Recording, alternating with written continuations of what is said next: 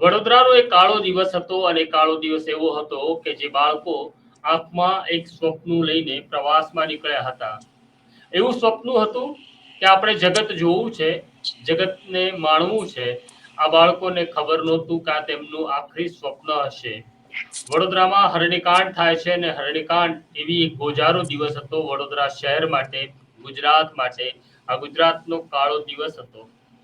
પ્રવાસમાં આવેલા બાળકો ની બોટ હરણી તળાવમાં ડૂબી જાય છે. 12 બાળકો અને 2 શિક્ષકો મોતને ભેટે છે. આજે આ બાળકો નથી, આ શિક્ષક નથી, પણ તેમના માટે તેમનો પરિવાર લડે છે, બોલે છે, ઝઘડે છે. પણ આ બહેરા તંત્રને તેની કોઈ અસર થતી નથી, કારણ કે તે તેમના માટે જાણે માણસ નથી તેવી સ્થિતિ છે. છતાં ઈશ્વરનો આભાર માનવાનો કે આ બહેરી સરકારને જગાડવા માટે કેટલાક લોકો કામ કરે છે, જેમનો આત્મા હજી જીવે છે. વડોદરાની અંદર ગુજરાતના મુખ્યમંત્રી ભૂપેન્દ્ર પટેલ આવે છે અને આ બાળકોમાંથી 2 બાળકોની માતા મુખ્યમંત્રી સુધી પહોંચે છે અને મુખ્યમંત્રીને કહે છે અમારે અમારી વાત કહેવી છે. મુખ્યમંત્રી નારાજ થઈ જાય છે, કારણ કે મુખ્યમંત્રીને પોતાના પ્રોટોકોલની ચિંતા હતી.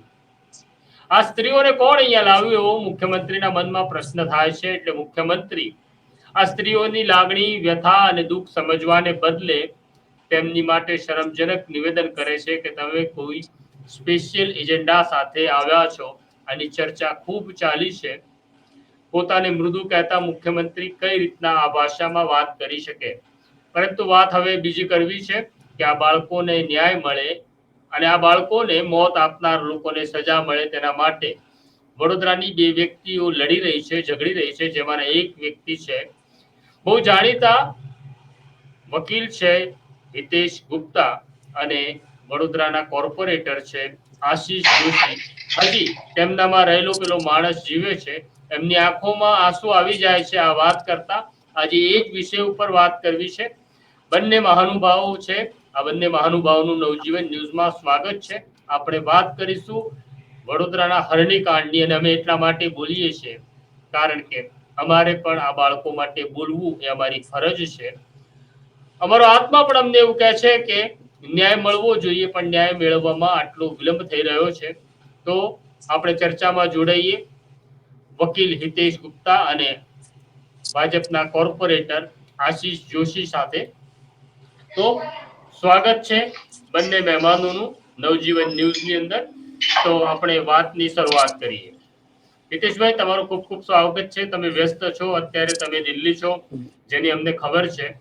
પણ વડોદરાની વાત હોય, હરણીકાંડની વાત હોય, અને એટલા માટે તમે સમય ફાળવ્યો છે, કારણ કે તમે લોકોનો અવાજ બની લોકોની વચ્ચે બોલો છો, સરકારની સામે જાઓ છો, અને અદાલતમાં પણ તમે આ લોકોનો અવાજ બનો છો. એટલે તમારો ખૂબ ખૂબ આભાર.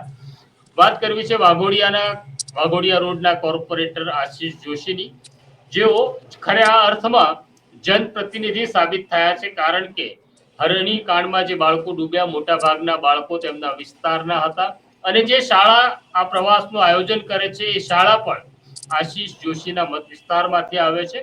આશીષ જોશીની હિંમતને એટલા માટે દાદ આપવી પડે, કારણ કે સત્તાધારી પક્ષ સાથે જોડાયેલા છે. અને છતાં પણ સત્તાધારી પક્ષ શું માનશે, શું કહેશે, તેની ચિંતા કર્યા વગર તેઓ જેના પ્રતિનિધિ છે એ લોકો માટે બોલે છે. તો આશીષભાઈ, તમારું પણ ખૂબ સ્વાગત છે. તો શરૂઆત કરીશું હિતેશભાઈથી, હિતેશ ગુપ્તાથી. હિતેશભાઈ, આજે આખો ઘટનાક્રમ છે હરણીકાંડ થી લઈને હમણાં સુધી, એનું સ્ટેટસ શું છે આપણે લોકોને કહેવું પડશે, કારણ કે લોકોની યાદદાસ્ત બહુ ટૂંકી હોય છે. લોકો જલ્દી ભૂલી જતા હોય છે, અને એટલા માટે જ્યારે મત આપવાનો વખત આવે ત્યારે લોકો આ બધું યાદ નથી રાખતા. તો શું બન્યું હતું, કઈ તારીખે બન્યું હતું, અને અત્યાર સુધીનો ઘટનાક્રમ શું છે? હિતેશભાઈ, તમારી પાસેથી જાણવું છે. પ્રશાંતભાઈ, 18 જાન્યુઆરી 2024 રોજ આ એક ઘટના ઘટી. શાળાના પ્રવાસે ગયા હતા બાળકો, અને સવારે એક ખૂબ મધ્યમ વર્ગના આ બાળકો હતા. અને જે પ્રવાસની વાત હોય તો સ્વાભાવિકપણે જ્યારે શાળાના પ્રવાસની હોય તો આ ભૂલકાઓ જ્યારે માતાએ તૈયાર કરીને એમને મોકલ્યા હશે, ત્યારે એમને નહીં ખબર હોય કે આ માતા એમના બાળકોને પોતાના જીવનના છેલ્લા પ્રવાસ માટે તૈયાર કરી રહી છે. મને યાદ છે કે જે દિવસે આ બનાવની જાણ થઈ અમે બધા પણ પહોંચી ગયા હતા. મેં હોસ્પિટલમાં જ્યાં પોસ્ટમોર્ટમ થઈ રહ્યું હતું હું પોતે પણ ત્યાં ગયો હતો.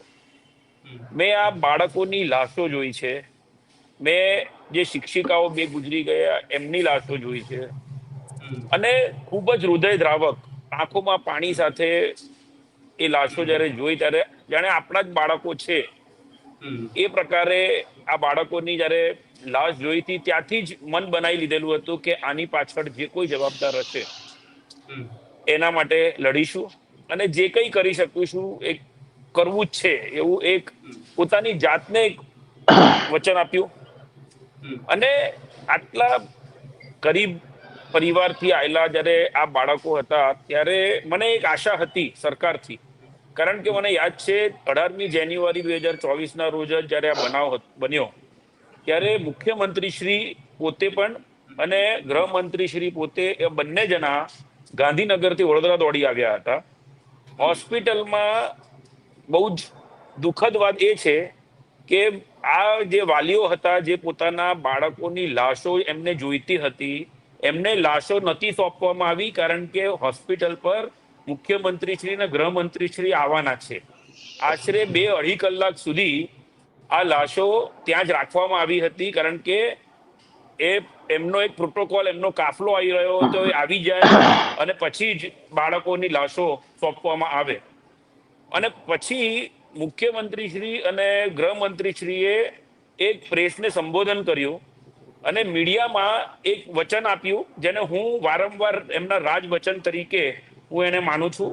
વચન એવું હતું કે આ બનાવની પાછળ સીધી કે આડકતરી રીતે જે કોઈ વ્યક્તિ સંડોવાયેલી હશે એમને છોડવામાં નહીં આવે.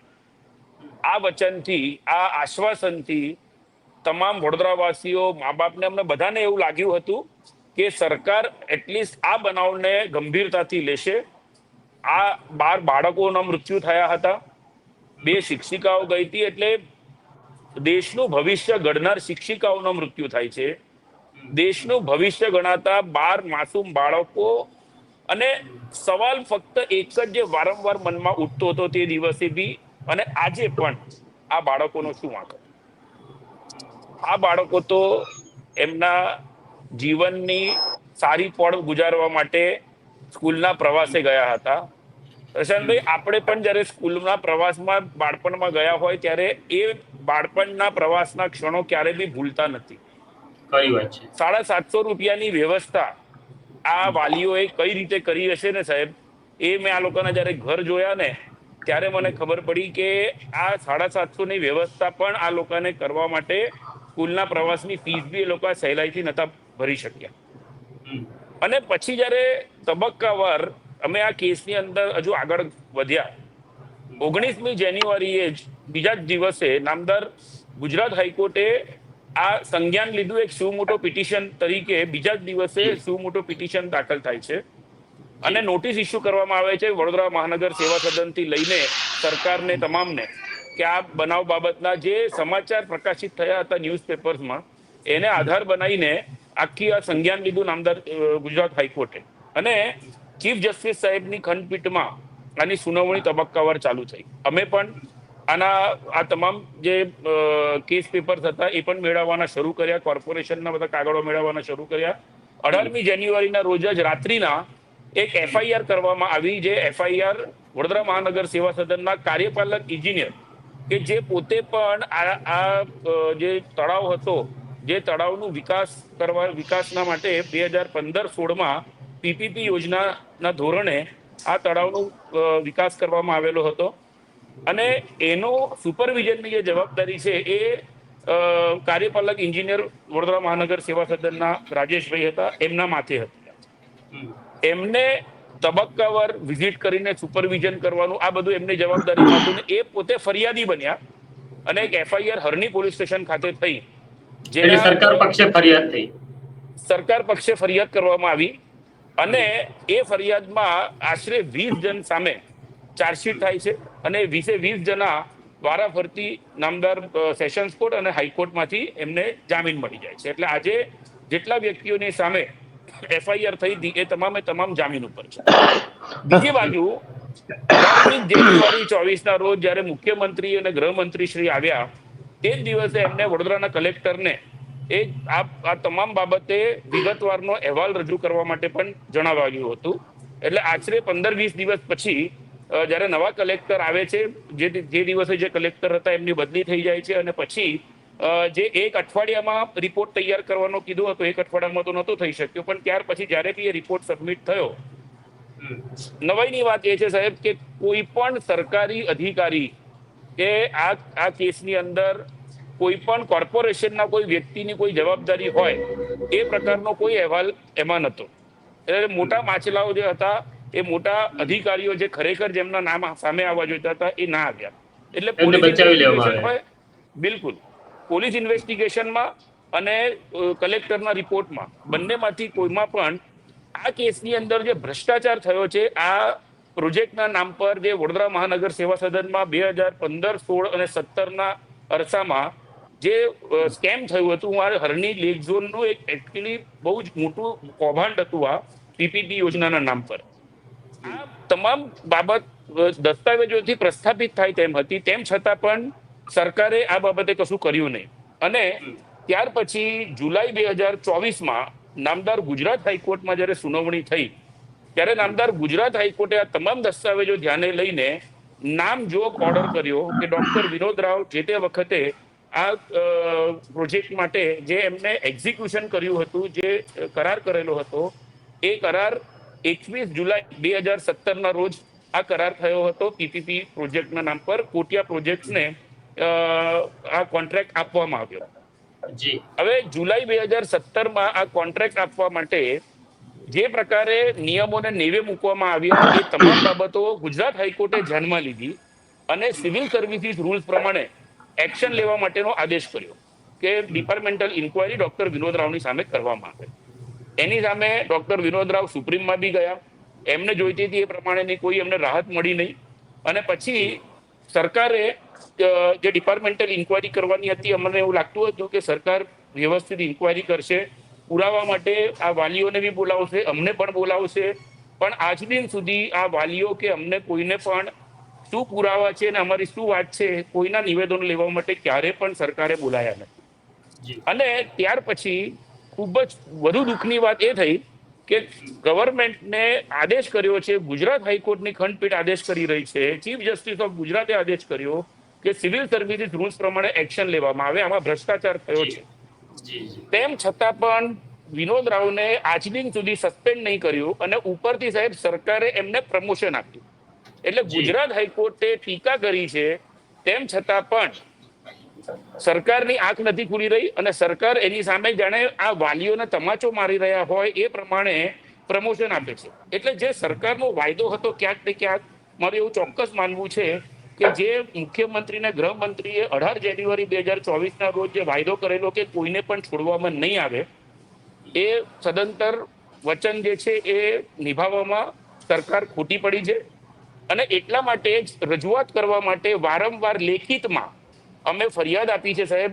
એન્ટી કરપ્શન ડિપાર્ટમેન્ટને ફરિયાદ આપી છે, હોમ ડિપાર્ટમેન્ટને ફરિયાદ આપેલી છે, મુખ્યમંત્રી શ્રીથી લઈને તમામ જગ્યાએ ક્રાઇમ બ્રાન્ચમાં પણ લેખિત ભ્રષ્ટાચાર અધિનિયમ હેઠળ તમામની સામે કાર્યવાહી કરવામાં આવે એના પુરાવા બી લેખિતમાં આપ્યા.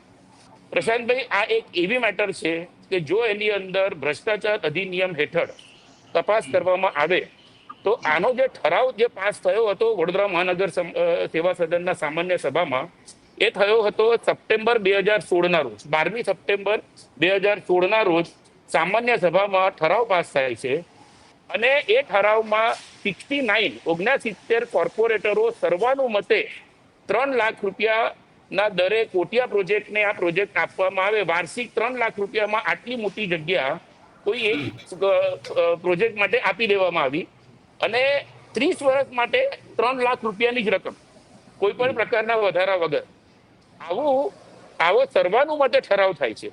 આશ્ચર્યની વાત છે કે વિરોધ પક્ષ જે છે એ બી આ બાબતે વિરોધમાં નથી પડતો. અને એમાં લખેલું છે સાહેબ એ ઠરાવમાં કે દસ્તાવેજો વાંચ્યા, ચર્ચા વિચારણા કરી. અને સાહેબ એ દસ્તાવેજોના જ્યારે અમે ખાતરી કરી કે કયા દસ્તાવેજો હતા, તો ઓગસ્ટ 2016 એટલે સામાન્ય સભામાં જ્યારે આ કાગળો મુકાય છે એની પહેલા મ્યુનિસિપલ કમિશનરને જ ઉદ્દેશીને 29 ઓગસ્ટ 2016 એક લેટર કોટિયા પ્રોજેક્ટ્સના લેટર પેડ ઉપર લખેલો છે, અને એનેમાં લેક ઝોન હરણી મોટનાથ લેક ઝોન એવું છાપેલો લેટર પેડ. એટલે સામાન્ય સભામાં આ પસાર થાય એની પહેલા તો લેટર પેડ છપાઈ ગયા છે, જી અને જી જી કોન્ટ્રાક્ટ આપવામાં આવે છે જુલાઈ 2017માં. તો ઓગસ્ટ 2016માં તો કોઈ જ રીતે લેટર પેડ તો છપાયેલા હોય જ ના શકે. એનાથી બી વિશેષ સાહેબ, તમને 1 મિનિટ હિતેશભાઈ રોકું છું. આપણી સાથે જી આશીષભાઈ પણ જોડાયા છે. આશીષભાઈ, તમે તો મ્યુનિસિપલ કોર્પોરેશનમાં છો જ, અત્યારે કોર્પોરેટર તરીકે વાઘોડિયા રોડનું પ્રતિનિધિત્વ કરો છો. જેમ હિતેશભાઈ વાત કરે છે કે આખું કાવતરું કેવી રીતના ઘડાય છે અને કોન્ટ્રાક્ટ મળે એની પહેલા એના લેટર હેડ છપાઈ જાય છે, અને આ ઘટના પછી ઘટે છે. આ ઘટના ઘટ્યા પછી ગૃહ રાજ્યમંત્રી એમનું જે ટિપિકલ વાક્ય છે કે કોઈ ચમરબંધીને છોડીશું નહીં, અને છતાં આજે બધા જ કાયદાનો સહારો લઈ જેલની બહાર નીકળી ગયા છે. તમે પણ આ લડાઈ માટે પુષ્કળ લડ્યા છો. તમારું આ મામલે શું કહેવું છે? ખરેખર પહેલા જ દિવસથી નક્કી જ હતું. આ જે કાગળિયા પુરાવા અમે પણ અભ્યાસ કર્યો છે હિતેશભાઈ સાથે રહીને, કે જે કોટિયા બંધુ છે એને ઉભા કરવામાં આવ્યા છે ગોપાલ શાહ દ્વારા. ગોપાલ શાહ માજી ટાઉન પ્લાનર વડોદરાના હતા. નિવૃત્તિ બાદ એમને આ આખું એક પ્રકારનું સ્કેન્ડલ રચીને પીપીપી મોડેલથી હરણી લેક ઝોનને કઈ રીતે લેવું એના માટે બિન અનુભવી બે કોટિયા બંધુને ઉભા કરવામાં આવે છે. 5 મહિના જૂની કંપની, અને એ કંપનીને એકવાર તો કોર્પોરેશનમાંથી ડિસ્ક્વોલિફાઈડ કરાઈ છે. ફરીથી એ જ લોકોને એલિજિબલ કરવા માટે આજ ગોપાલ શાહ એમની પ્લાનિંગ સોલ્યુશનનો એમની પાસે અનુભવ છે એવું કોટિયા બંધુનો કંપનીને આપે છે લેટર કે અમને બીચ બધા બીચ ડેવલપ કરવાનો અમારી સાથેનો અનુભવ છે. એ અનુભવના આધારે, અને એનું આર્થિક ટર્નઓવર પણ નહીં હોવા છતાં પણ નક્કી જ હતું કે આ કોટિયા બંધુને જ આ કોન્ટ્રાક્ટ આપવો. એ પ્રમાણે ફરીથી ખોટા ડોક્યુમેન્ટ્સ અનુભવના પણ જોડવામાં આવ્યા, ખોટા આર્થિક વ્યવહારો બતાવીને આ જ કંપનીને આપવામાં આવ્યો કોન્ટ્રાક્ટ. કોન્ટ્રાક્ટ આપ્યાના 1 વર્ષ પછી 4માંથી સીધા આ કોટિયા બંધુઓ જે 100%ના ભાગીદાર હતા 4 જણા, એમાંથી તરત જ ગોપાલ શાહ દ્વારા એના પોતાના મળતિયાઓને અંદર ભાગીદાર બનાવીને ટોટલ 20 સુધી આ દુકાન લંબાવી દીધી, મોટી કરી દીધી, અને ધીમે ધીમે કરીને કોટિયા બંધુનું શેરિંગ ઓછું કરી અને પોતાના સગાવાલાઓને અંદર પાર્ટનર બનાવીને કરોડો રૂપિયાનો ભ્રષ્ટાચાર કરવામાં આવ્યો. મૂળ મુદ્દો એ છે કે આ બિચારા જે 14 જે એમાં મરી ગયા છે એ લોકોના જે પરિવારને તકલીફ એ બાબતની ઘણી બધી પડી કે કોટિયા બંધુને ત્યાં ગાડી મોટર વ્હીકલ એક્ટ પ્રમાણે એમને વળતરની અહીંયા સુનાવણી થઈ. કેમ થઈ? કે મોટર વ્હીકલ એક્ટ એટલા માટે લાગ્યો કે ત્યાં મોટર બોટ ચલાવવામાં આવતી. મોટર બોટની પરમિશન જ કોર્પોરેશને આપી નથી. લેક ઝોનના કોન્ટ્રાક્ટમાં સ્પષ્ટપણે પેડલ બોટ ચલાવવાની પરમિશન, પણ કોર્પોરેશનના ભ્રષ્ટ અધિકારીઓએ કોઈ જાતનું મોનિટરિંગ કર્યું નહીં, અને આ કોટિયા બંધુ એટલા ફાટી ગયા કે ત્યાં પોતે મોટર બોટ ચલાવવા માંડ્યા. હવે મોટર બોટ ઊંધી પડી ગઈ અને હાઈકોર્ટે મોટર બોટનું સંજ્ઞાન લઈને મોટર વ્હીકલ એક્ટ પ્રમાણે આ વળતરની ચૂકવણીનો ઓર્ડર કર્યો, જેમાં ખૂબ જ ઓછી જોગવાઈ છે. છતાં પણ અમારા આ વિદ્વાન ધારાશાસ્ત્રીની ધારદાર દલીલોના લીધે કલેક્ટર ઓફિસમાં અને અમારા દ્વારા એમના આર્થિક એમની પરિસ્થિતિ જે મરી ગયા છે એ પરિવારોની એ સાચી સચોટ રજૂ કરી, ત્યારે આ એક હેન્ડસમ રકમ તો ના કહી શકાય, પણ જે બી 32 લાખ મંજૂર થયા છે એ આ હિતેશભાઈની ધારદાર દલીલોના લીધે. કારણ કે ત્યાં મોટર બોટ કેમ ચાલી? તો આ કોર્પોરેશનના ભ્રષ્ટ કર્મચારીઓ અને અધિકારીઓ ત્યાં કોઈ જાતનું ધ્યાન ના રાખ્યું અને પેડલ બોટ ચાલતી હતી. આ મોટો ભ્રષ્ટાચાર છે. ત્યાં ગાડી લગ્ન પ્રસંગો થવા માંડ્યા, 2.5 લાખ રૂપિયા બેન્ક્વેટ હોલનું ભાડું વસૂલવામાં આવ્યું, મોટા મોટા હોર્ડિંગો લાગી, જાહેરાતો લાગવા માંડી લેક ઝોન પર, અને કોર્પોરેશનની તિજોરીને મળે છે ફક્ત ને ફક્ત 25,000 રૂપિયા. એટલે પહેલેથી જ નક્કી હતું કે આ પ્રમાણે કોટિયા બંધુને આપી દેવું અને પછી ગોપાલ શાહે આ તમામ આખી કંપની પોતાના હસ્તક કરીને પોતાના સગાવાલાને અંદર ભાગીદાર બનાવી અને મસ્ત મોટો ભ્રષ્ટાચાર આપ્યો. આ તો આ વડોદરા શહેરના નાગરિકોને ખબર જ ના પડતી કે આપણી આટલી મહામૂલી જગ્યા આ કોર્પોરેશનના ભ્રષ્ટ અધિકારીઓ કોન્ટ્રાક્ટરોએ કોના ઈશારે, વિનોદ રાવે કયા નેતાના ઈશારે, હવે તો હું સ્પષ્ટ કહીશ કે કયા નેતાના ઈશારે જે તે સમયે આ કોન્ટ્રાક્ટ આપી દીધો. હા, એટલે મારે તમને સવાલ એ જ પૂછવો છે આશીષભાઈ કે વિનોદ રાવ ઉપર અત્યારે ઠીકરું ફૂટ્યું છે, પણ સવાલ એવો છે કે જ્યારે કોઈ અધિકારીને રાજકીય રક્ષણ ન મળે અથવા રાજકીય સૂચના ન મળે ત્યાં સુધી અધિકારી આ રીતે બેફામ થઈ શકતા નથી ને? 100% વાત છે. અત્યારે જ્યારે આ બાળકો મરતા શહેરમાં થયેલો આ ભ્રષ્ટાચાર ઉજાગર કરી ગયા છે, તો અમારી ફરજ છે કે હવે ફરીથી કોઈ એવો અધિકારી આ શહેરની હક વિરુદ્ધમાં આવા કોઈ કોન્ટ્રાક્ટ ના બનાવે, આવી દરખાસ્ત ના બનાવે, કોઈ કમિશનર આ પ્રમાણે બિન અનુભવી એલિજિબલ ના હોય એવા લોકોને કોન્ટ્રાક્ટ ના આપે. અત્યારે જે તપાસ કરવામાં આવી રહી છે ને જે રીતે આ માતાઓને હેરાન પરેશાન કરવા, ખરેખર જો એ વખતે ઇન્વેસ્ટિગેશન ટીમે જો સાચું ઇન્વેસ્ટિગેશન કરીને કોર્પોરેશનના કોઈ અધિકારીને, જેમ આ માન્ય મુખ્યમંત્રીની સભામાં બે બહેનો જતી રહી અને એમને જે રીતે 3-4 કલાક કડક રીતે ગોંધી રાખી અને પૂછપરછ કરી, એવા કોઈ કોર્પોરેશનના અધિકારીને પૂછપરછ કરી હોત કે કયા કારણે આ સ્કેન્ડલ કોના કહેવાથી થયું, તો આજ દિન અત્યાર સુધી બધું જ સત્ય બહાર આવી ગયું હોત. પણ એ વખતે પણ બનાવના 3 દિવસ પછી હું પોતે ડીસીપી પન્ના મોમાયા જે ટીમના લીડર હતા, ઇન્વેસ્ટિગેશન ઓફિસર જે તે સમયના, એને હું પર્સનલી એમની ઓફિસમાં મળીને આવ્યો હતો અને પુરાવા આપીને આવ્યો હતો. બનાવના 3 દિવસ બાદ 18 જાન્યુઆરી 2024 હું 21 જાન્યુઆરી 2024 કારેલીબાગ સ્થિત એમની ઓફિસે સાંજે 4 વાગે ગયો છું. એમને રૂબરૂમાં તમામ વિગતથી અવગત કર્યા છે અને કીધું છે કે કોર્પોરેશનના કર્મચારી જેને કોર્પોરેશન તરફથી ફરિયાદી બનાવવામાં આવ્યો છે બેન, એ રાજેશ ચૌહાણ જ મુખ્ય આરોપી છે. ત્યારે એ પન્નાબેન મોમાએ મારી વાતે ધ્યાનમાં ના લીધી. અમને કહેવામાં આવ્યું કે અત્યારે ફક્ત ને ફક્ત કોન્ટ્રાક્ટરો જે છે, કોન્ટ્રાક્ટના ભાગીદારો છે, એમને જ પકડીશું. પહેલા અમારો ફોકસ એ છે, ત્યાર પછી અમે કોર્પોરેશન તરફ ઇન્ક્વાયરી કરીશું. એક પણ પ્રકારની ઇન્ક્વાયરી કોર્પોરેશનના કોઈ કર્મચારીને કરવામાં ના આવી. 11 મહિના પછી આજ કોર્પોરેશનનું તંત્ર રાજેશ ચૌહાણને જ્યારે રિટાયર્ડ કર્યા પછી આજ ગુનામાં 5,000 રૂપિયાની પીએફ માં પેનલ્ટી કાપે છે ને એવું કહે છે કે તમે વોટ કાર્ડમાં જવાબદાર છો. 11 મહિના લાગ્યા આ આઈએએસ અને આઈપીએસ અધિકારીઓને સમજતા કે જે આ વોટ કાર્ડનો કોર્પોરેશન તરફનો ફરિયાદી છે એ જ મુખ્ય આરોપી છે. અમે પહેલા દિવસથી કીધું હતું, પણ એ વખતે કોઈ ધ્યાન નહીં થાય. આ 14 લોકોના મોતની કિંમત માત્ર 5,000 રૂપિયા છે ને? એવું જ કહી શકાય. એમ એટલે જ કહું છું, વારે ઘડીએ આ લોકો એના ઘા પર મીઠું ફેરવે છે, એટલે એમને વધારે ઉકળાટ હતો. તમે વિનોદ રાવને પ્રમોશન આપો, તમે વળતરની રકમ નક્કી થઈ જાય 3 મહિના સુધી એમને રડાવો, ના આપો. આજે 16-17મો મહિનો છે. તમે કોર્પોરેશનના કોઈ બી અધિકારીને ના કોઈ જાતનો દાખલો બેસે એવું સજા ના કરો. એને રિટાયર્ડ કર્યા પછી એના પીએફ માંથી એને એ જ કેસમાં ગુનેગાર સાબિત કરીને 5,000 કાપો, એટલે મજાક જેવું એમની જોડે થતું હતું.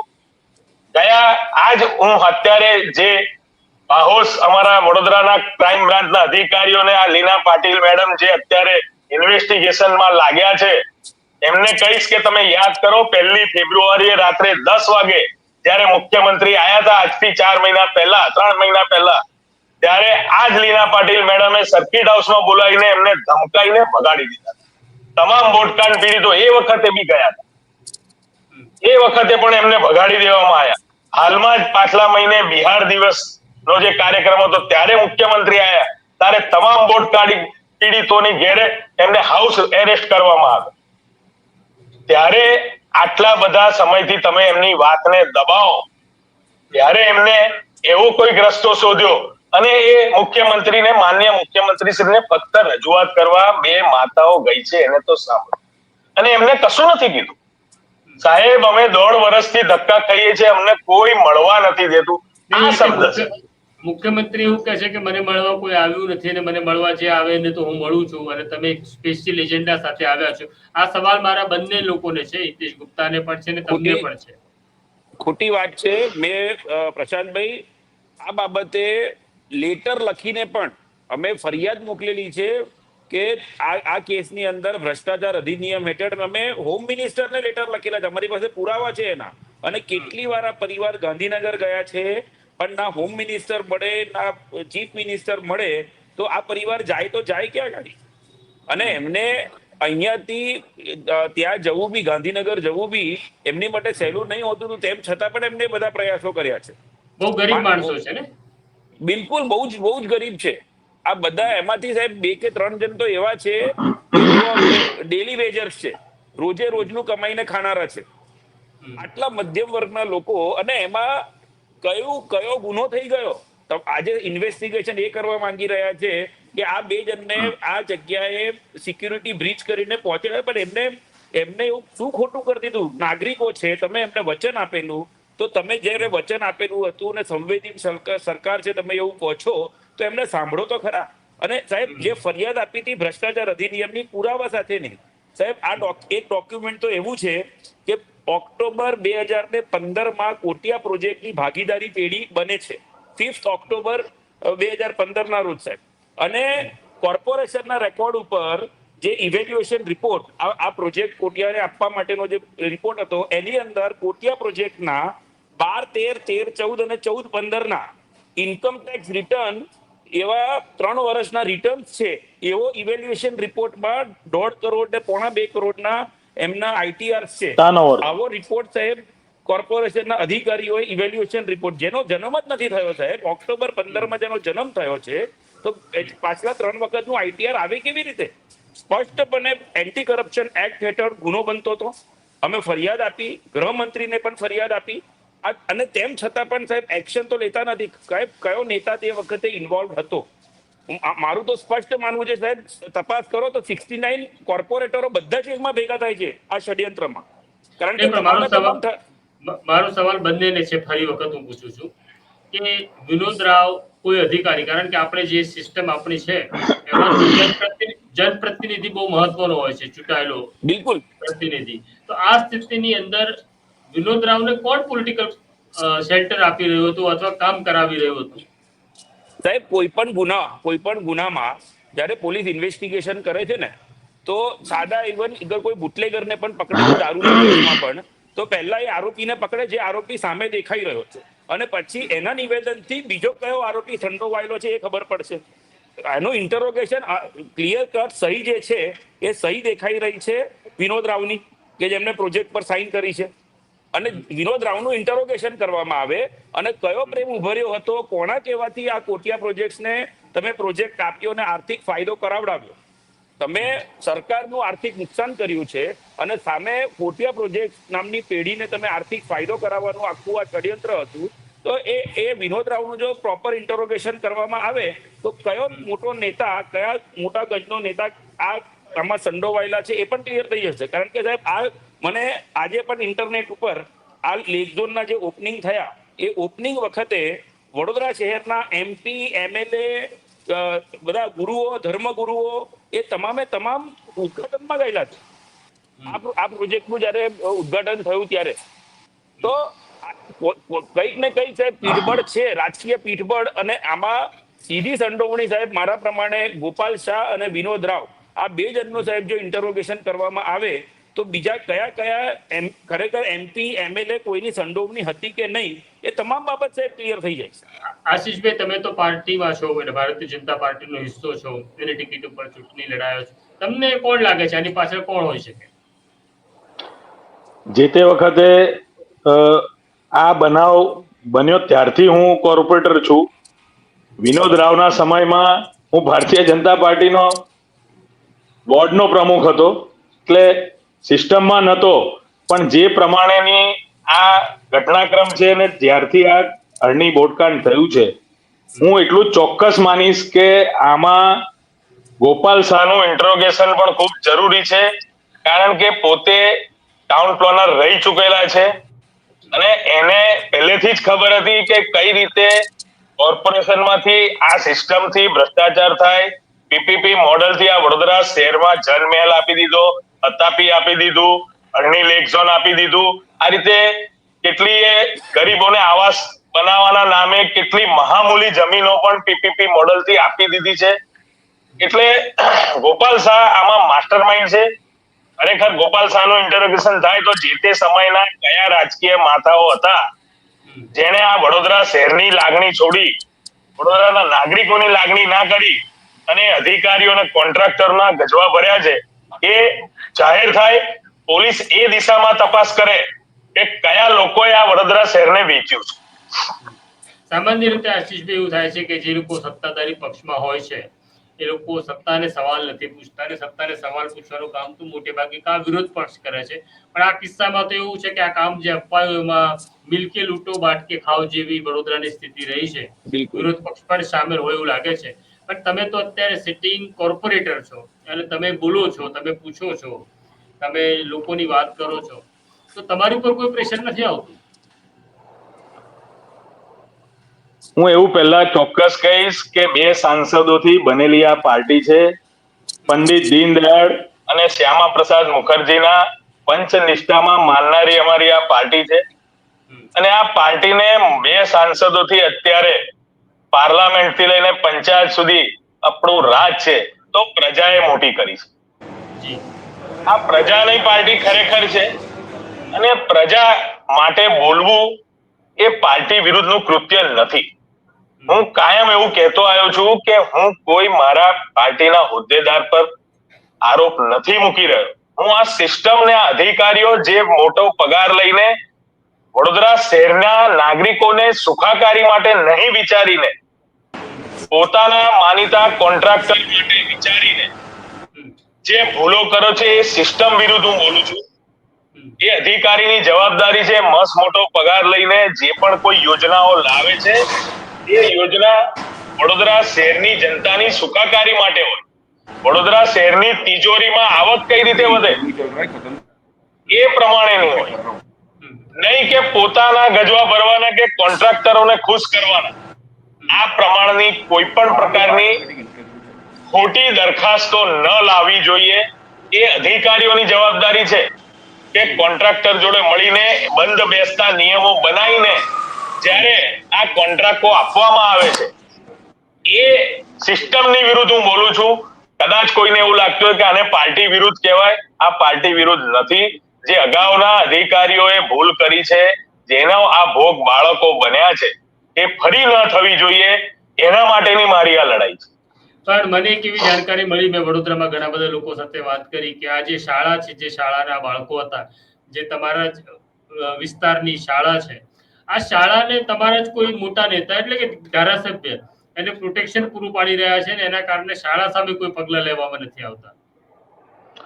એ વાત સાચી છે.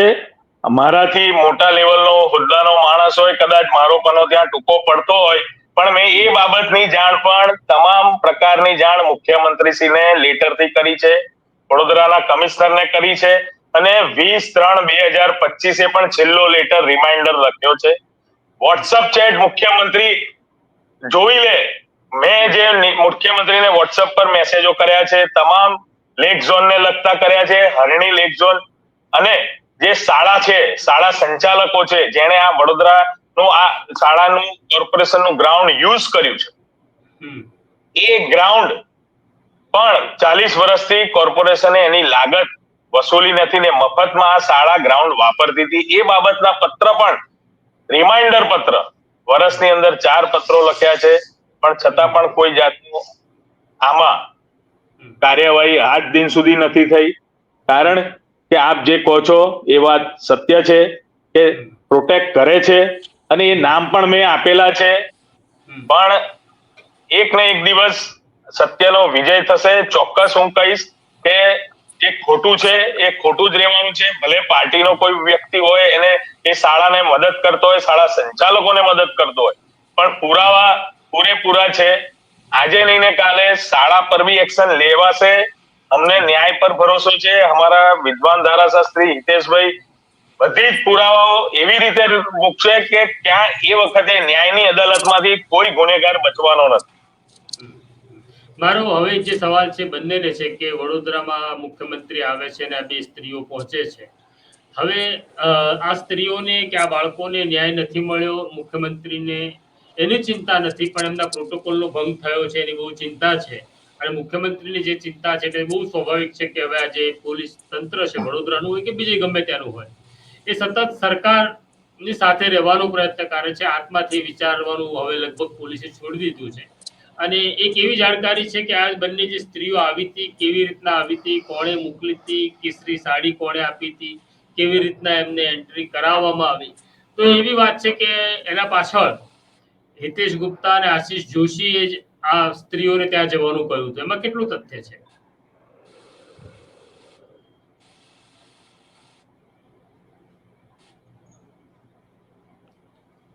એ એવું વિચારતા હોય કે અમે મોકલ્યા છે. તમે પેપરમાં જાહેર આમંત્રણ આપ્યું છે. જી. પીડિત પરિવાર મારા અને હિતેશભાઈ જોડે છેલ્લા 16 મહિનાથી જોડાયેલો છે. એટલે કોકને એવી શંકા જાય કે આ બેની કરામત હશે.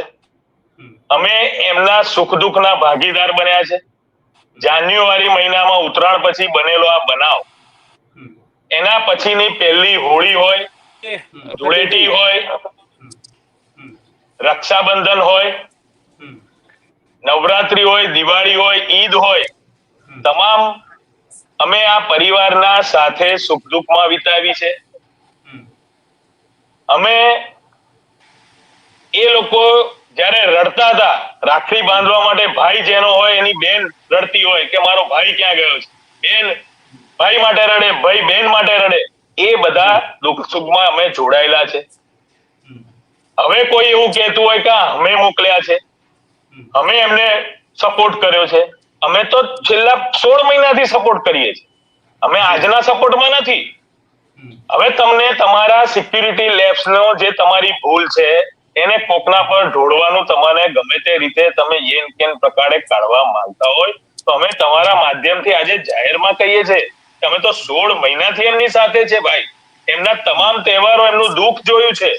આ ફેબ્રુઆરી મહિનામાં લીનાબેન તમે ત્યાંથી એમને ધકેલ્યા ના હોત ને, 10 મિનિટ તો મુખ્યમંત્રીશ્રીને સમય આપી દીધો હોત, મળાવડાવી દીધા હોત, એમને મનની વાતો, એમની જોડે થયેલું જે પણ એમનું દુઃખ છે ને એમને જે તકલીફો વળતર બાબતે પડતી હતી, જે સ્કૂલ પર પગલા લેતા હતા, એ બાબતે એમની રજૂઆતો હતી, તો ફેબ્રુઆરી મહિનામાં જ તમે સાંભળી લીધી હોત અને ત્યાંથી કાઢી ના મૂક્યા ધૂતકારીને, તો આજે આ પ્રશ્ન જ નતો ઉભો થવાનો. આ દેશના નાગરિકો છે અને એમને તમે જાહેર જ્યારે આમંત્રણ પેપરમાં લાખ લાખ 2-2 લાખની એડ આપીને બોલાવો છો, ત્યારે કોઈને બી મુખ્યમંત્રીને આવીને રજૂઆત કરવાનો હક છે, બંધારણનો હક છે કે મારે ન્યાય નથી મળ્યો સાહેબ, અમારે સાંભળો. એમણે એવું કશું જ નથી કીધું કે તમે શું કરતા હતા ને કેમ. કોઈ પણ પ્રકારનું આ માતાઓનું મિસબિહેવ નતું, એ વિડીયોમાં સ્પષ્ટ દેખાય છે. એટલે જે બાબતો છે, હવે એમને જ્યારે મુખ્યમંત્રી કાર્યાલયથી ઠપકો મળ્યો હશે કે કેમ આવું થયું, ત્યારે હવે જેમ તેમ પ્રકારે કોઈને મારી મચેડીને જે જગ્યાએ આ સીસીટીવી ફૂટેજની વાત આવે છે, તો હું હિતેશભાઈ ગુપ્તાના ઘરની પાસે જ હતો. એટલે મહાવીર હોલ 4 રસ્તા છે, ત્યાંના સીસીટીવી ફૂટેજો બતાવજો. હું મારા વોર્ડ વિસ્તારમાં ફરી પણ ના શકું ગાડી લઈને.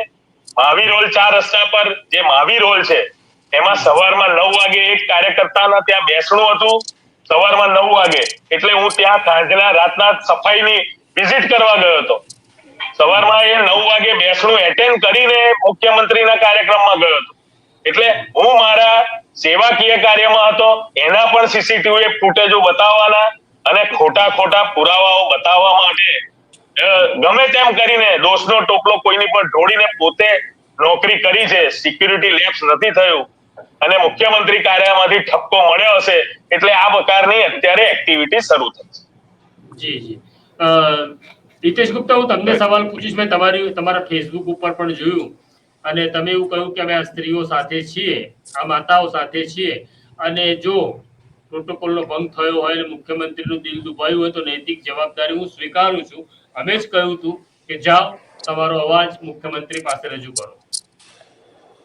ચોક્કસથી પ્રશાંતભાઈ, હું આજે પણ એકદમ જવાબદારી પૂર્વક આ વાતને સ્વીકારું છું કે માર્ગદર્શન આપવા માટે મેં જ આ માર્ગદર્શન એમને પૂરું પાડેલું છે. વારંવાર હું એમને ગાઈડ કરી રહ્યો છું અને આ પ્રોગ્રામના અંદર પણ જવા માટે મેં એમને માર્ગદર્શન ને સલાહ આપેલી કે તમને જ્યાં પણ મુખ્યમંત્રી, ગૃહમંત્રી મળી શકતા હોય, તમારી વાત મૂકી શકતા હોય, એવી તમામ જગ્યાએ તમે જઈ શકો છો. એમાં કોઈ કોઈ થાળીઓ વગાડવા, એમનું અપમાન કરવા તો જઈ નતા રહ્યા.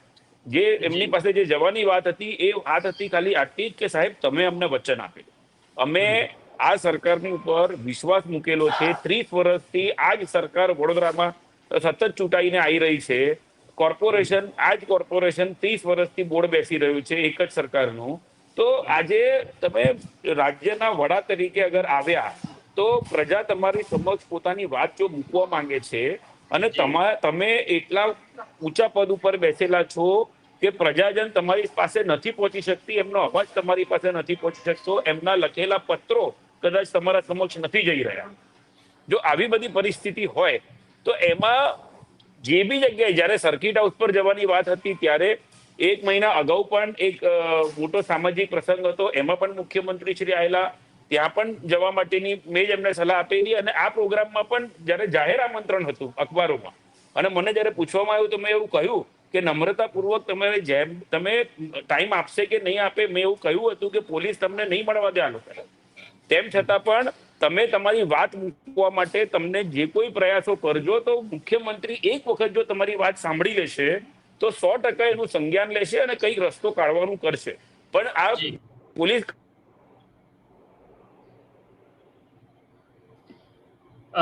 મને એવું લાગે છે કે એમનો હિતેશ ગુપ્તાનો ઓડિયો જતો રહ્યો છે, ડિસ્કનેક્ટ થયા છે. શૈલેષભાઈ, તમને હું સવાલ પૂછીશ. તમે મુખ્યમંત્રીને સારી રીતના ઓળખો છો, હું પણ એમના પરિચયમાં છું. મુખ્યમંત્રી સામાન્ય રીતે આ પ્રકારની ભાષાનો શબ્દ પ્રયોગ કરતા નથી, પણ એમણે જે ભાષાનો શબ્દ પ્રયોગ કર્યો અને એવું કહ્યું કે સ્પેશિયલ એજન્ડા સાથે આવ્યો છે, મુખ્યમંત્રી આવું કેમ બોલ્યા હશે? આપણા મુખ્યમંત્રી ખરેખર મૃદુ છે, મક્કમ છે. જી. પણ મે બી કદાચ બની શકે કે સાહેબ એ ભરી સભામાં આટલી બધી ખીચોખીચ ભરેલી પબ્લિક હશે અને આવી કોઈક ઘટના બનશે એવું એમના પણ માઇન્ડમાં ન હોય, કારણ કે એમને ખબર જ ના હોય કે મારી બહાદુર પોલીસ છેલ્લા 4 વખતથી મારાથી મારી પ્રજાને દૂર રાખી રહી છે. આ દુઃખી નાગરિકોને વ્યથા સાંભળવાની જગ્યાએ એમને ધમકાવીને કાઢી મૂકે છે. એવું એમને પણ પોતાને ખબર નહીં હોય કે મારા સુધી કોઈ અવાજ પહોંચ્યો જ નથી. એટલે કદાચ એમને એવું લાગતું હોય કે આ કોકે મોકલેલા હશે, પણ ખરેખર એમને તો ફક્ત એટલી જ રજૂઆત કરી હતી કે અમને સાંભળો સાહેબ. એટલે આટલી ભરી સભામાં માન્ય મુખ્યમંત્રીને કોઈએ સવાલ આવો કરી દીધો હોય અને સાહેબના મનમાં એવું ન હોય પણ એવું નીકળી ગયું કે ભાઈ આ તમે આટલા બધાની વચ્ચે જ્યારે આ સ્ત્રીઓએ હિંમત રાખીને બોલી છે એટલે એમણે પણ વળતો જવાબ આપ્યો છે કે ભાઈ તમે કોઈ એજન્ડાથી આવ્યા છો. પણ સમય કદાચ ખરાબ હોય અને સાહેબના મોઢેથી આ પ્રકારનું નીકળી ગયું હોય, પણ જો હું એવું માનું છું કે ચોક્કસ સાહેબે સાંભળ્યા હોત, બોલાયા હોત, આ બધા બાબતે સાહેબના ટેબલ પર આ વાત પહોંચી હોત અને જેની જવાબદારી સ્થાનિક ધારાસભ્યોની છે, સ્થાનિક નેતાગીરીની, મેયરની અને સાંસદની હોય, એમાંથી કોઈ પણ એવું ના વિચાર્યું. આખું બજેટ વિધાનસભાનું સત્ર ગયું, બધા જ કાર્યકર્તાઓને, વોર્ડના કાર્યકર્તાઓને ધારાસભ્યો બસમાં બેસાડીને વિધાનસભાના દર્શન કરાવે, મુખ્યમંત્રીને મળાવે, પણ આ 14 જણને મળવા માટે કોઈને સમય ના મળ્યો. કોઈ ધારાસભ્ય એવું ના વિચાર્યું કે આ મારા મત વિસ્તારના પીડિત પરિવારના છે, તો લાવો હું એક દિવસ મુખ્યમંત્રીને વોર્ડના સંગઠનની સાથે આ લોકોને પણ મળાવું, એમની સમસ્યા સંભળાવું. આ બધું જ એવોઇડ કરવામાં આવ્યું, ત્યારે આ મામલો અત્યારે આ દીનદયાળ ગૃહ સુધી પહોંચે છે.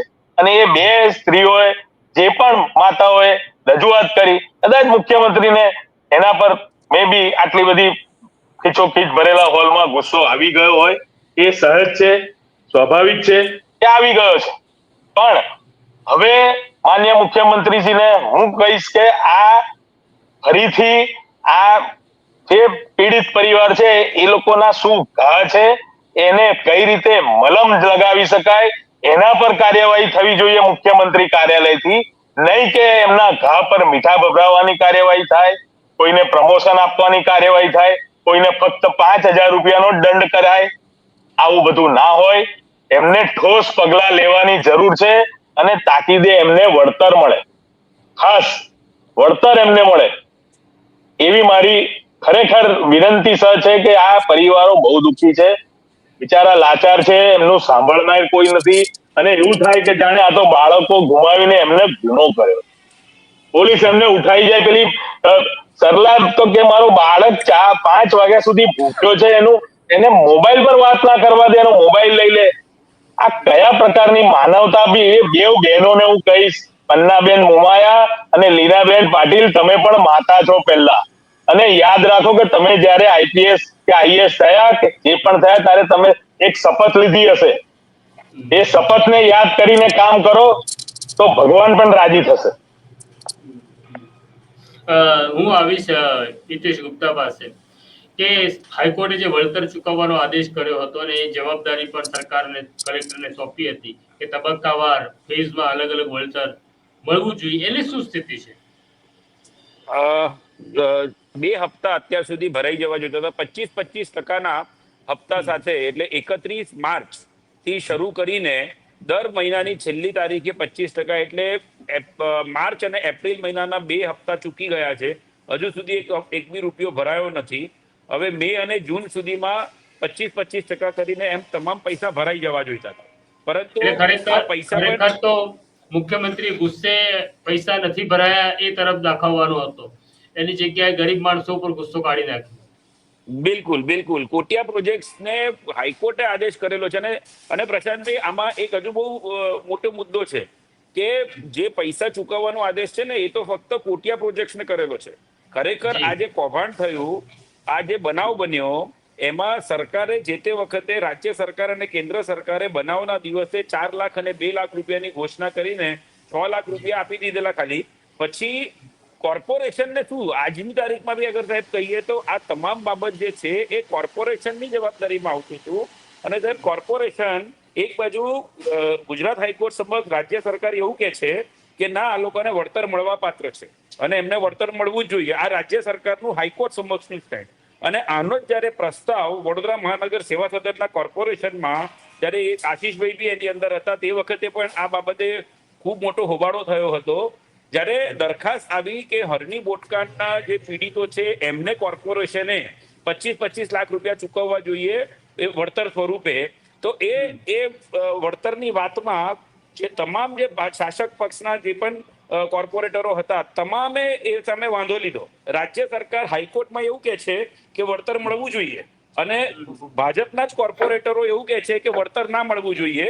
એકમાત્ર આશીષભાઈ એવા હતા કે જેમને આ પ્રસ્તાવને સમર્થન કરેલું. એ આશીષભાઈની જવાબદારી બી હું કહીશ, અને સાથે સાથે આશીષભાઈ, કારણ કે આ પરિવાર સાથે શરૂઆતથી જોડાયેલા છે, જોયેલું છે એમને કે શું થયું છે. અને જો અગર કોર્પોરેશનના હદ વિસ્તારમાં, કોર્પોરેશનના સુપરવિઝનની જગ્યામાં અગર બનાવ બન્યો છે, તો નૈતિકતાના ધોરણે કોર્પોરેશને નાણાં ચૂકવવા જ પડે, એમાં કશું જ ખોટું નથી. પરંતુ વડોદરા મહાનગર સેવા સદને આજ દિન સુધી 1 રૂપિયો સાહેબ ચૂકવ્યો નથી. તો તમે આ પરિવાર સાથે, આ પીડિતો સાથે ખાલી તમે કહેવા ખાતર એવું છે કે અમે તમારી જોડે છે. જ્યારે પણ આશીષ જોશીની આમ જરૂર પડી હોય, કારણ કે મને યાદ છે કે રાહુલ ગાંધી જ્યારે ન્યાય યાત્રા લઈને નીકળ્યા હતા ગુજરાતમાં, અને આ પીડિત પરિવારોને તમામને મળવાની વાત હતી, ત્યારે આ પીડિત પરિવાર રાહુલ ગાંધીને ન મળે એની જવાબદારી પણ આશીષભાઈને સોંપવામાં આવી હતી. તે વખતે આશીષભાઈ અમારી પાસે આવેલા હતા કે હું આ પરિવારને કન્વિન્સ કરું કે આ લોકો કોઈ પણ રાહુલ ગાંધીના ન્યાય યાત્રામાં ના જોડાય. આશીષભાઈ પોતે પણ આ પરિવારને આશ્વાસન આપવા ગયા સરકાર તરફે, એવું કહેવા માટે કે સરકાર તમારી જોડે છે, તમે આ બધા કામો ન કરશો. હવે આશીષભાઈ અને મારા કહેવાથી જ આ પરિવાર તે વખતે ગયું નથી. તમારે જે રાહુલ ગાંધીના એમાં જો જોડાઈ ગયા હોત આ લોકો, તો તમને નતા જોડાવા માટે ત્યારે તમે આ બધું કરી લીધું. પણ પછી જયારે જવાબદારી સ્વીકારીને સાંભળવાની વાત આવે છે તો તમારે એમને સાંભળવા જ નથી. અને જ્યારે હવે ટીકરું તમારા બંનેના માથે ફોડવાનું છે. એમને અમને એવું ખબર છે સાહેબ કે અમે સત્યના માર્ગ ઉપર છે. પોલીસ જે કરવા માંગે કરે, પોલીસની મજબૂરી હોઈ શકે છે. અમારી તો આટલી જ મજબૂરી છે કે મેં વચનબદ્ધ છું. મેં આ પરિવારને વચન આપેલું છે, 1 રૂપિયાનો પણ મારો સ્વાર્થ નથી. મારે ફીસ આ કેસની અંદર કરોડો રૂપિયા પણ વળતર તરીકે મળશે તો એમાંથી 1 રૂપિયો પણ હિતેશ ગુપ્તાએ લેવાનો નથી. હું આ કેસ પ્રો બોનો મફત લડી રહ્યો છું, મફત જ લડવાનો છું. અને જ્યાં સુધી ભ્રષ્ટાચારીઓને જેલમાં ભેગા નહીં કરું ને ત્યાં સુધી હું લડીશ. તમે સરકારની મજબૂરી હશે કે તમે ડોક્ટર વિનોદ રાવને બચાવવા માંગો છો. હું તો સતત વિનોદ રાવનું નામ લઈ રહ્યો છું, સતત વિનોદ રાવ સામેના પુરાવા આપી રહ્યો છું. અને હું તો આમંત્રિત કરું છું, જો મુખ્યમંત્રી, ગૃહમંત્રી તમામ અગર સાચા હોય ને ખરેખર કરવા માંગતા હોય તો હું એમની કચેરીમાં નહીં, હું જાહેર મંચ ઉપર તમામ દસ્તાવેજો એમના સમક્ષ મૂકીશ. અને તે વખતે આઈધર એ એવું માની લે કે હા ભ્રષ્ટાચાર થયો છે અને અમે એક્શન લેવડાવીએ છીએ, અને જો એ એવું કહેતા હોય કે નથી થયો ભ્રષ્ટાચાર, એ મને કન્વિન્સ કરી લે, હું જાહેરમાં માફી માંગવા તૈયાર છું. જો અગર એ મને કન્વિન્સ કરી શકે દસ્તાવેજો ઉપરથી. સાહેબ દસ્તાવેજો પોકારી રહ્યા છે, હું નથી બોલી રહ્યો. દસ્તાવેજો એવું બોલે છે કે ભ્રષ્ટાચાર થયો છે. અને તેમ છતાં બી સાહેબ ભ્રષ્ટાચારની ફરિયાદ માટે પોલીસનું સાહેબ સ્ટેન્ડ કહું, જયારે અમે ક્રાઇમ બ્રાન્ચને ફરિયાદ આપી છે લેખિતમાં પુરાવા સાથે, તો ક્રાઇમ બ્રાન્ચ એવું કહે છે, મુખ્યમંત્રી બી આ બેનને એવું કહી રહ્યા હતા કે હવે કોર્ટમાં જયારે મેટર પેન્ડિંગ છે ત્યારે કોર્ટ જો આદેશ કરશે ને તો અમે ભ્રષ્ટાચાર અધિનિયમની ફરિયાદ કરી લઈશું. સાહેબ જયારે તમારા ત્યાં ભ્રષ્ટાચાર થયો છે, એના પુરાવા તમારી સમક્ષ છે, તો તમે હવે એ વાત ધોડી રહ્યા છો કોર્ટની ઉપર. તો છેલ્લે અમને ખબર તો છે કે તમે ન્યાય કરવા માટે સક્ષમ નથી, તમારાથી ન્યાય થવાનું નથી, તમારી ઘણી મજબૂરીઓ છે.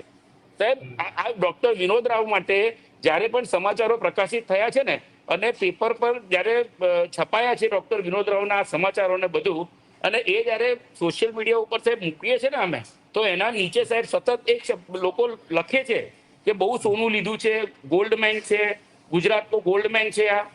હવે સાહેબ આજના સોશિયલ મીડિયાના જમાનામાં નાની નાની પોસ્ટ ઉપરથી પણ સરકાર સંજ્ઞાન લેતી હોય છે, પોલીસ સંજ્ઞાન લેતી હોય છે. તો આ એક આઈએએસ ઓફિસર માટે આટલા બધા લોકો કેમ ગોલ્ડની વાત કરી રહ્યા છે? આ ગોલ્ડમેન નો જે તાજ છે એ આટલા બધા આઈએએસ ઓફિસરમાંથી આ એક જ ઓફિસરના માથે કેમ મૂકવામાં આવી રહ્યો છે? એનું સંજ્ઞાન કેમ સરકાર નથી લેવા માંગતી? સાહેબ અમને તો ખબર છે કે જે કોઈ મજબૂરી છે એ પછી મુખ્યમંત્રીની હશે કે ગૃહમંત્રીની હશે કે અન્ય કોઈ પણ નેતાઓની હશે. અમારી સાહેબ કોઈ મજબૂરી નથી. અમે સત્યના માર્ગે છે, અમે સાચા છીએ, અને વાલીઓને ન્યાય મળે. જે ભૂલકાઓ છે, જે 12 ભૂલકાઓ ગુજરી ગયા છે, એમની આત્માને જો સાચી શ્રદ્ધાંજલિ આપવી હોય ને તો સૌથી મોટી કામ એ જ કરવું પડશે કે ભ્રષ્ટાચારીઓને પોતાની જગ્યા બતાવવી પડે. ભ્રષ્ટાચારીઓના પાપે આ 12 બાળકો ગયા છે, આ મારા 12 બાળકો ગયા છે, મારા શહેરના 12 બાળકો ગયા છે. મારી આ આટલી જ ભાવના છે, ને એટલા માટે મને કોઈનો ડર નથી. મને જે વેઠવાનું આવશે, મારા પરિવારને જે ભોગવવાનું આવશે, અમે ભોગવવા તૈયાર છે. પરંતુ આત્માના અવાજે કામ કરી રહ્યા છે.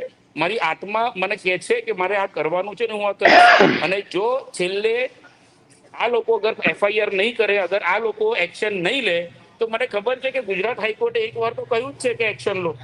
એના પછી પણ તમે નથી લેતા, જો જરૂર પડશે તો હાઈકોર્ટ નહીં, સુપ્રીમ કોર્ટ બી જઈશું છેલ્લે. પણ ભ્રષ્ટાચારીઓને જેટલા પણ લોકો સંડોવાયેલા હશે એ તમામને એમની જગ્યા બતાડવા માટે હું કટિબદ્ધ છું. અને આ વસ્તુ જ્યાં સુધી હું શ્રદ્ધાંજલિ અર્પણ કરીશ આ મારા 12 બાળકોને, કે તે દિવસે મને એવું લાગશે કે મેં વકીલ તરીકે મારી ફરજ પૂરી કરી છે. બસ, તો બંનેને એક છેલ્લો સવાલ પૂછું છું હવે. પહેલો સવાલ હું પૂછીશ આશીષભાઈ કે આશીષભાઈ, આ ઘટના પછી જે દીનદયાળ ભવનમાં હોલમાં જે કઈ ઘટના ઘટી, એના પછી પાર્ટી તરફથી કે પોલીસ તરફથી તમને કઈ પૂછવામાં આવ્યું કે કહેવામાં આવ્યું છે? કોઈ મને પાર્ટી તરફથી કે પોલીસ તરફથી કોઈ જાતનું કહેવામાં નથી આવ્યું. કોઈ પણ પ્રકારનો હજુ મારો સંપર્ક નથી કર્યો. આ અખબારોના માધ્યમથી જોઈ રહ્યો છું કે બાહોદ પોલીસ અધિકારીઓ જે ઇન્વેસ્ટિગેશન પર લાગ્યા છે, બસ એ જોઈ રહ્યો છું. બાકી મને કોઈ પાર્ટી કે તેના તરફથી નથી આવ્યું. એટલે હું તો પહેલા દિવસથી આ બનાવ બન્યો ત્યારથી જ કટિબદ્ધ જ છું. હિતેશભાઈએ કીધું એ જ રીતે કે પાર્ટી રિપીટ કરે કે ના કરે, પણ આ ધરતી પર રિપીટ થવું હશે તો બધા જ મને મદદ કરજો એવું મેં મારા સાથી કાઉન્સિલરોને કીધું છે. પણ એ લોકોને બી એ લોકોને પણ ખરે એમનો આત્મા ના જાગે કે કદાચ એમને એમનો ધારાસભ્યનો ડર હશે, એમને એમના પ્રદેશના મંત્રીનો ડર હશે, પણ મને આ 12 બાળકોના આત્માને ન્યાય અપાવવાનો છે. એટલે જો ન્યાય અપાઈશ તો મારો આ ધરતીનો ફેરો સંપૂર્ણ રીતે સારો જશે એવું હું ચોક્કસ કહીશ. એટલે હું લાગેલો જ છું. જેને જે કરવું હોય, જે કાફા દાવા કરવા હોય એ કરે, પણ ન્યાય એક દિવસ મળવાનો છે એવું ચોક્કસ કહીશ. Thank you. હિતેશભાઈ, તમારો પોલીસે સંપર્ક કર્યો હોય, તમને કંઈ પૂછ્યું હોય? આજ દિન સુધી આ બાબતે પોલીસ તરફથી કોઈ પણ પ્રકારનો કોઈ સંપર્ક નથી, કોઈ કોલ નથી, કશું જ નથી. અને જો અગર કરશે તો મેં જાહેરમાં સ્વીકારેલું છે, મેં મારા સોશિયલ મીડિયાના તમામ પ્લેટફોર્મ ઉપર આ વસ્તુ કહેલી છે કે જો આ બનાવ બાબતે પોલીસ, મુખ્યમંત્રીની કચેરી કોઈ પણ કંઈક જાણવા માંગતું હોય તો હા, આની પાછળ માર્ગદર્શન આપનારો હું જ છું અને હું જાહેરમાં સ્વીકારું છું એ વસ્તુ. અને એ કરવાથી કશું ખોટું કર્યું નથી, કોઈ ગુનો કર્યો નથી. ભારત દેશમાં આજની તારીખમાં જેટલા પણ કાયદાઓ છે એ કોઈ પણ કાયદાની કોઈ પણ જોગવાઈઓ હેઠળ કોઈ ગુનો બનેલો નથી. તેમ છતાં પણ કશું ખોટું ઊભું કરવા માંગતા હોય, કશું ખોટું કરવા માંગતા હોય તો એમાં મને કોઈ તકલીફ નથી. મને જ્યારે બી ઇન્વેસ્ટિગેશન માટે બી બોલાવશે હું ચોક્કસ કોઓપરેટ કરીશ અને મારી જે વાત હું જાહેરમાં કહું છું એ પોલીસ સમક્ષ પણ મૂકીશ. થેન્ક યુ આશીષભાઈ અને થેન્ક યુ હિતેશભાઈ, બંનેનો ખૂબ ખૂબ આભાર અમારી સાથે જોડાવા બદલ. તમારી વાત, લોકોની વાત નવજીવન ન્યૂઝના મારફતે સરકાર સુધી આપણે પહોંચાડવી છે. આપણો ઈરાદો માત્ર એટલો જ છે, સરકારને બદનામ નથી કરવી, પણ જે મૃતક છે એમના પરિવારને, બાળકોને ન્યાય તો જ મળ્યો કહેવાશે. કારણ કે ન્યાય એ અહેસાસનો વિષય છે, ન્યાય એક આગળનો વિષય નથી. તો આપણે અહીંયા છૂટા પડીએ છીએ, ફરી મળતા રહીશું, લોકોની વાત કરતા રહીશું. નમસ્કાર. નમસ્કાર. તો આ હતા હિતેશ ગુપ્તા અને આશીષ જોશી. એક રાજનેતા છે, જનપ્રતિનિધિ છે, ભારતીય જનતા પાર્ટીમાં છે અને છતાં હિંમતપૂર્વક બોલે છે, લડે છે. તેમણે કહ્યું કે આ પૃથ્વી ઉપર રિપીટ થવું હશે તો સારું કામ કરવું પડશે. ભારતીય જનતા પાર્ટી રિપીટ કરે કે ન કરે, પણ ઈશ્વરના દરબારમાં મારું કામ બોલશે અને હું આ પૃથ્વી ઉપર રિપીટ થવા માટે આ કામ કરી રહ્યો છું. હિતેશ ગુપ્તા છે જે લડી રહ્યા છે, બોલી રહ્યા છે. જ્યારે આપણને એવું લાગે છે કે બધું જ લોકશાહીમાં ધ્વસ્ત થઈ રહ્યું છે, સારા માણસનો અવાજ નથી, ત્યારે નિરાશ થવાની જરૂર નથી. કોઈને કોઈ સ્વરૂપે ઈશ્વર પોતાના પ્રતિનિધિને આપણી પાસે મોકલે છે અને વડોદરાના બાળકો માટે, વડોદરાની મા માટે, વડોદરાના પિતા માટે બે વ્યક્તિએ ઈશ્વરે મોકલ્યા છે જે લોકોનો અવાજ બની રહ્યા છે. આશીષ જોશી અને હિતેશ ગુપ્તા માટે અમે આભાર માનીએ છીએ અને કહીએ છીએ તમે લડતા રહો, બોલતા રહો, કારણ કે આપણું કામ લોકોનો અવાજ બનવાનું છે.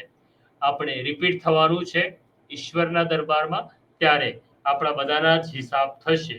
સવાલ મુખ્યમંત્રીનો છે, જે મુખ્યમંત્રી એવું માને છે કે તેમનો પ્રોટોકોલ તૂટ્યો છે, તો મુખ્યમંત્રીને પણ કહેવું છે કે પ્રોટોકોલ, ઈશ્વર પાસે કયા પ્રોટોકોલની વાત કરશો? જ્યારે ન્યાયના દરબારમાં તમે પણ ઊભા હશો ને ત્યારે ઈશ્વર કહેશે કે મારા પ્રોટોકોલનો ભંગ થયો છે, ત્યારે દાદા તમે શું જવાબ આપશો? તમારી પાસે આ અપેક્ષા નહોતી એવું દાદા ભગવાન પણ તમને કહેશે. તમને ઈશ્વર બેસાડ્યા છે રાજ્યના સિંહાસન ઉપર, એટલા માટે તો લોકોનું ભલું કરો. બસ આ જ દાદા ભગવાનની ઈચ્છા હશે એવું અમને લાગે છે. હવે વિરમીએ છીએ અહીંયા, આવીશું આવા જ વિષયોને લઈને તમારી સાથે વાત કરતા રહીશું. આ નવજીવન ન્યૂઝ તમને કેવું લાગે છે અમને ખાસ કહેજો. અને ખાસ તમને આગ્રહ એટલો છે કે તમે અમારી સ્ટોરીઓ જુઓ છો પણ અમારો બેલ આઇકોન દબાવતા નથી, તો આગ્રહ છે અમારો બેલ આઇકોન દબાવો, કારણ કે આ જ તમારી મદદ અમને જીવાડવામાં, અમને તાકાતવર બનાવવામાં અને તમારો અવાજ બનવામાં મદદ કરે છે. એટલે પહેલા બેલ આઇકોન દબાવો અને પછી આપણે છૂટા પડીએ છીએ. નમસ્કાર. વૈષ્ણવજન તો તેને કહીએ જે પીડ પરાઈ